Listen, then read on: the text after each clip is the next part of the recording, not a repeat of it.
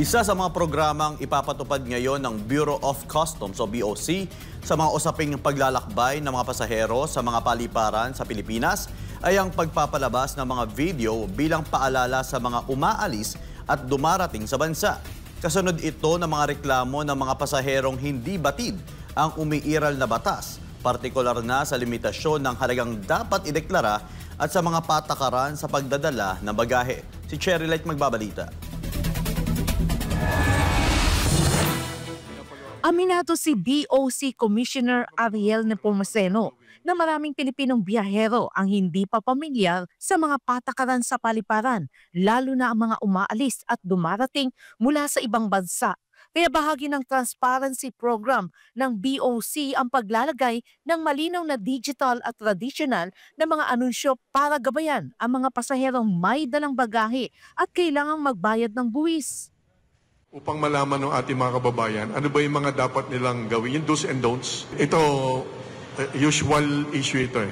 Pag bumalik ang ating mga kababayan at may bit-bit sila mga taxable items or dutiable items, at karamihan sa ating mga kababayan, hindi talaga nila din alam yon. We will come up with tidbit videos, yung po mga dapat tandaan ng ating mga travelers, whether outbound or inbound, at kasama po yung reminder na yan sa BSP regulation na yan, at nang sa ganun makaiwas naman tayo sa perwisyo, no?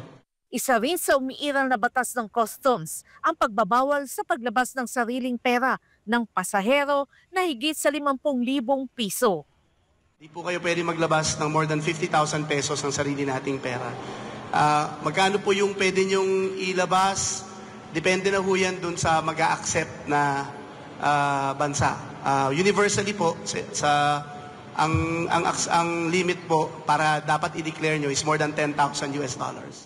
Paglilinaw ng BOC, dapat ideklara ng pasahero papasok man o palabas ng Pilipinas ang halagang mahigit $10,000 o anumang currency na katumbas nito. Declaration po ang requirement, no? Wala pong limit sa kung ano yung pwede nyong ipasok. Ang batas po ang sinasabi, kailangan nyo lang pong i-declare. Kasi mahigit po sa 10,000 piso, kailangan na pong bantayan ng ating mga otoridad kung saan nyo gagamitin yung perang yon para po hindi siya magamit sa kahit anong illegal na paraan. Papayagan naman ng BOC kung bahagyang lumampas sa $10,000 ang perang dala palabas ng bansa, lalo na kung grupo ang aalis.